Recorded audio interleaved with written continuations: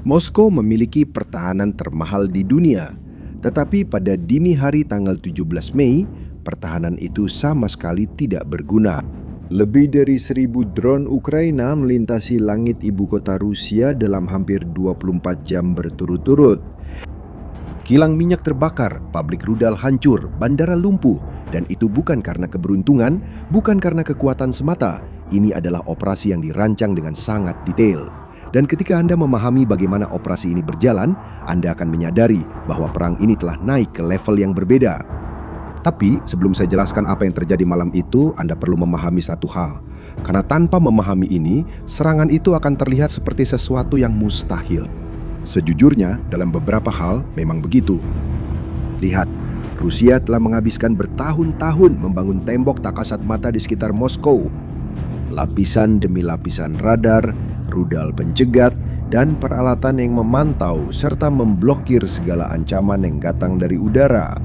Ditempatkan melingkar di sekitar ibu kota. Tidak ada kota di dunia yang memiliki perlindungan seperti ini. Putin telah menginvestasikan miliaran untuk memastikan tidak ada drone, tidak ada rudal, tidak ada ancaman udara yang bisa mendekati Kremlin. Istana pemerintahan Rusia, jantung kekuasaan Putin. Dan dia benar-benar percaya akan hal itu. Benar-benar yakin bahwa Moskow tidak bisa disentuh, bahwa perisainya sempurna, bahwa perang bisa menghancurkan Ukraina, tapi tidak akan pernah sampai ke pintu rumahnya. Putin menginvasi Ukraina dengan harapan bahwa ini akan seperti parade kemenangan singkat. Tapi 4 tahun kemudian kita melihat sesuatu yang sangat berbeda. Sekarang Moskow yang terbangun oleh suara ledakan. Coba pikirkan sejenak. Miliaran telah diinvestasikan untuk perisai termahal di planet ini. Itu dikembangkan untuk menembak jatuh drone yang harganya lebih murah dari mobil murah. Kamu pasti sudah membayangkan bagaimana ini akan berakhir, kan? Faktanya, keyakinan ini adalah kesalahan strategis terbesar Putin dalam 4 tahun perang.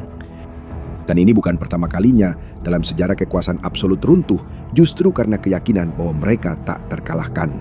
Sementara dia membangun perisai, Ukraina mempelajari setiap celah di dalamnya.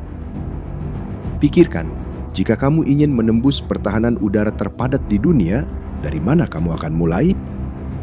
Jawaban Ukraina mengejutkan semua orang. Beberapa jam sebelum drone-drone pertama lepas landas, sesuatu terjadi di jalan-jalan Moskow. Agen-agen dari kelompok ATES, sebuah jaringan perlawanan pro-Ukraina yang beroperasi di dalam wilayah Rusia sendiri, bergerak diam-diam di distrik Putilkovo, Komunarka, dan Domodedovo. Itu adalah dini hari yang dingin. Jalanan sepi, tidak ada seragam, tidak ada senjata yang terlihat, hanya alat-alat saja. Dan keyakinan bahwa apa yang akan mereka lakukan malam itu akan membuka langit Moskow untuk ratusan drone. Target mereka bukanlah tentara, melainkan menara komunikasi. Menara yang tampak biasa saja dari luar, tetapi di dalamnya terdapat modul elektronik yang bertanggung jawab mendeteksi objek yang terbang rendah, seperti drone, dan mengirimkan data tersebut secara real-time ke sistem pertahanan udara Moskow. Ketika menara-menara itu runtuh, sebagian wilayah udara Moskow menjadi buta. Koridor tak terlihat pun terbuka. Dan melalui koridor-koridor inilah drone-drone itu masuk. Putin membangun perisai termahal di dunia. Tapi ada orang-orang di dalam kotanya sendiri yang bersedia mematikannya dari dalam. Lalu drone-drone pun datang. Dan apa yang terjadi dalam beberapa jam berikutnya akan mengejutkanmu. Pukul 2 pagi ketika ledakan pertama terdengar di wilayah Moskow. Bukan puluhan drone. Ada ratusan. Mereka terus berdatangan selama hampir 24 jam tanpa henti. Rusia mencoba bereaksi, mengerahkan semua yang mereka miliki. Pada akhirnya, Kementerian Pertahanan Rusia menyatakan telah menembak jatuh lebih dari 1.000 drone dalam 1 hari. Jumlah terbanyak yang pernah tercatat sejak awal perang. Namun meskipun begitu, target-target tersebut tetap terbakar. Tapi tahukah kamu apa yang sebenarnya terbakar di Moskow malam itu? Jawaban untuk pertanyaan itu juga merupakan jawaban untuk pertanyaan lain yang jauh lebih besar. Apakah Rusia masih mampu mempertahankan perang ini? Satu hal menjadi sangat jelas setelah serangan-serangan itu. Berbeda dengan Rusia, Ukraina tidak pergi ke sana untuk meneror warga sipil. Mereka membongkar satu persatu pabrik yang menopang mesin perang Rusia. Target pertama adalah kompleks industri Elma Zelenograd, sedikit lebih dari 30 km dari pusat Moskow. Bayangkan, sebuah distrik seluruhnya dikhususkan untuk membuat otak senjata-senjata Rusia. Lebih dari 150 perusahaan di dalam satu kompleks memproduksi sensor, sistem optik, instrumen presisi. Komponen-komponen yang nantinya akan dipasang di dalam rudal yang jatuh di atas kota-kota Ukraina. Pada dini hari itu, nyala api oranye menerangi langit gelap Zelenograd dan sebuah kolom asap hitam membumbung di atas gedung-gedung. Kompleks itu terbakar. Tak lama kemudian, perusahaan Angstrom terkena serangan. Mereka memproduksi mikroprosesor dan semikonduktor. Komponen-komponen yang tanpanya, rudal presisi Rusia tidak akan berfungsi. Bagi Dinas Keamanan Ukraina, menghancurkan Angstrom berarti menghancurkan jalur produksi rudal yang membunuh warga sipil Ukraina. Tanpa chip, tidak ada rudal. Tanpa rudal, kemampuan serangan Rusia mulai menyusut. Pikirkan efek berantainya. Tanpa chip, pabrik rudal berhenti. Tanpa rudal, pesawat-pesawat tidak bisa menyerang. Tanpa serangan udara, tekanan terhadap Ukraina berkurang. Menghancurkan pabrik mikrochip di Moskow secara langsung memengaruhi apa yang jatuh di kota-kota Ukraina beberapa minggu kemudian. Tapi Ukraina masih belum selesai. Di Dubna, pusat pengembangan rudal Raduga dilaporkan menjadi target operasi tersebut. Itu adalah tempat di mana para insinyur Rusia merancang rudal jelajah. Rudal yang sama yang diluncurkan ke gedung-gedung tempat tinggal di Ukraina beberapa hari sebelumnya. Jika ini dikonfirmasi, Ukraina tidak hanya menyerang rudalnya saja, Ukraina juga menyerang otak yang menciptakannya. Lalu giliran minyak. Kilang minyak Moskow, salah satu dari 10 terbesar di negara ini, yang bertanggung jawab atas 40% dari seluruh bahan bakar di wilayah ibu kota, terkena serangan. Penduduk merekam dari luar. Api menjulang di atas tembok. Asap hitam dan tebal menyebar di Cakrawala. Langit Moskwa berwarna oranye dan abu-abu di tengah malam. Terminal pemuatan bahan bakar Solnechino-Solnechnogorsk yang memasok baik garis depan maupun terminal ekspor juga hancur. Api di Moskwa bukan sekedar simbolis, itu serangan yang sangat presisi. Selama 4 tahun, orang Ukraina lah yang terbangun oleh suara itu. Sekarang, untuk pertama kalinya, warga Moskwa mengerti apa artinya menatap langit dengan rasa takut. Dan kekacauan itu tidak hanya terjadi di kilang minyak. Bandara Vnukovo dan Sheremetyevo, 2 dari yang terbesar di Rusia, ditutup selama serangan itu. Hampir 300 penerbangan dibatalkan atau ditunda. Pecahan drone jatuh di dekat Sheremetyevo. Selama beberapa jam, Moskow terhenti, terisolasi, lumpuh, menatap langitnya sendiri yang terbakar. Dan inilah angka yang paling ditakuti pemerintah Rusia, lebih dari drone manapun. Dalam 2 bulan pertama tahun 2026, pendapatan minyak dan gas Rusia turun sebesar 47%. Serangan Ukraina telah mengurangi jumlah minyak yang bisa dijual Rusia ke dunia sebesar 40%. Kapasitas penyulingan turun ke tingkat terendah sejak 2009. Pejabat dari pemerintah Rusia sendiri sudah memperingatkan Putin secara tertutup tentang risiko krisis keuangan yang bisa terjadi tahun ini juga. Uang yang membayar tentara, rudal, dan perang semakin menipis. Dan setiap kilang yang dihancurkan Ukraina berarti 1 bulan lagi Putin tidak bisa membiayai perang. Tapi, ada satu momen di malam itu yang merangkum segalanya dan yang coba disembunyikan oleh media Rusia. Di tengah kekacauan, warga Moskow merekam ledakan yang menghantam sebuah gedung apartemen. Terlihat ada lubang di fasad, jendela-jendela hancur, keluarga-keluarga panik.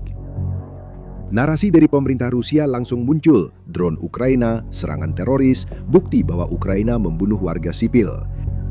Namun, gambar-gambar tersebut membuktikan sebaliknya. Dalam video, terlihat jelas saat sebuah rudal dari sistem pertahanan udara Rusia sendiri yang ditembakkan untuk mencoba menjatuhkan drone Ukraina meleset dari target dan mengenai gedung. Ya, Rusia mengebom dirinya sendiri. Pelindung berubah menjadi ancaman, perisai berubah menjadi pisau. Sistem yang dibangun untuk melindungi warganya justru yang menyerang mereka. Kremlin mungkin bisa saja berbohong tentang apa yang terjadi, tapi videonya ada di sana untuk dilihat semua orang. Inilah kondisi pertahanan udara Rusia saat ini. Begitu kewalahan, begitu kebingungan, sehingga mulai menjadi bahaya bagi rakyatnya sendiri yang seharusnya mereka lindungi. Dan Ukraina sudah tahu hal itu karena serangan ini tidak dirancang dalam semalam. Sejak tahun 2022, Ukraina menjalankan sebuah strategi yang hanya sedikit orang sadari saat itu terjadi. Sebuah sistem pertahanan udara dihancurkan di sini. Sebuah radar dihancurkan di sana. Sebuah menara komunikasi di Novgorod. Sebuah modul elektronik di Sverdlovsk. Setiap serangan kecil, terpisah, hampir tak terlihat di berita utama. Namun setiap serangan membuka lubang yang lebih besar di perisai Rusia. Ketika saatnya tiba untuk menyerang Moskow, Ukraina tidak sedang berimprovisasi. Mereka menggunakan peta yang telah mereka gambar selama 3 tahun. Seorang analis militer yang diwawancarai oleh surat kabar Kyiv Independent merangkum dengan sangat baik apa yang sedang terjadi dengan mengatakan, Ukraina telah memperoleh kemampuan untuk menyebabkan jenis rasa sakit yang Rusia tidak siap rasakan. Dan kemampuan ini tidak akan hilang.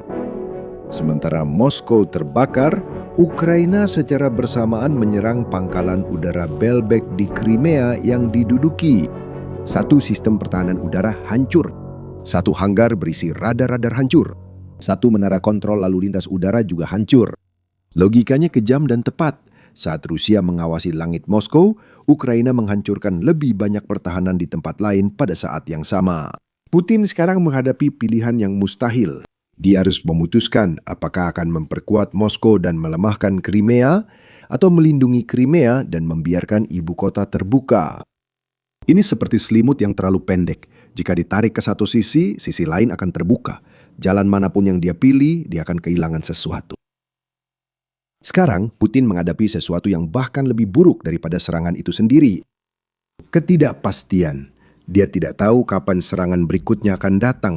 Tidak tahu target mana, tidak tahu apakah para penyabot sudah bersiap di kota lain. Ketidakpastian ini memiliki dampak psikologis dan strategis yang tidak tercantum dalam laporan manapun. Namun hal itu menguras sumber daya, melumpuhkan pengambilan keputusan, dan menggerogoti komando dari dalam. Tak lama setelah itu, Zelensky memberikan pernyataan, dan dia berbicara dengan sangat tegas. Dia menyebut serangan itu sepenuhnya adil. Dia mengatakan bahwa drone-drone itu terbang lebih dari 500 km, melewati konsentrasi pertahanan udara terbesar di Rusia. Dan dia mengakhiri dengan sebuah kalimat sederhana. Kami dengan jelas mengatakan kepada orang Rusia, negara Anda harus mengakhiri perang ini. Kami memulai video ini dengan mengatakan bahwa Moskwa tidak tersentuh. Sekarang Anda tahu bahwa Moskwa tidak pernah benar-benar tak tersentuh. Serangan-serangan ini bukan sekedar balas dendam. Itu adalah sebuah unjuk kekuatan. Dan bagi orang-orang Ukraina yang telah hidup di bawah pengeboman selama lebih dari 4 tahun, ini punya sebuah nama. Itu disebut keseimbangan. Ukraina telah menunjukkan bahwa tidak ada lagi tempat yang aman di dalam Rusia. Tidak ada kilang minyak yang terlindungi. Tidak ada pabrik rudal yang cukup jauh. Tidak ada ibu kota yang tak tersentuh. Dan Ukraina melakukan semua itu dengan drone yang harganya lebih murah daripada mobil murah. Diproduksi di pabrik-pabrik yang bahkan 4 tahun lalu belum ada. Inilah perang sekarang. Ini bukan lagi hanya tentang parit-parit di timur Ukraina. Ini tentang siapa yang bisa bertahan lebih lama. Dan untuk pertama kalinya sejak awal konflik, arah angin mulai berubah. Beberapa tahun lagi ketika perang ini dipelajari, dini hari tanggal 17 Mei akan tercatat sebagai saat di mana menjadi jelas bahwa tidak ada negara sekuat apapun yang aman dari konsekuensi memulai perang yang tidak bisa dimenangkannya. Sekarang saya ingin tahu pendapat Anda. Apakah Anda percaya bahwa Putin masih memiliki jalan keluar strategis dalam perang ini? atau dia sudah kehilangan kendali atas situasi? Tinggalkan jawaban Anda di kolom komentar. Jika video ini menunjukkan sesuatu yang tidak ditampilkan oleh berita, bagikan kepada seseorang yang perlu melihatnya. Sampai jumpa di video berikutnya.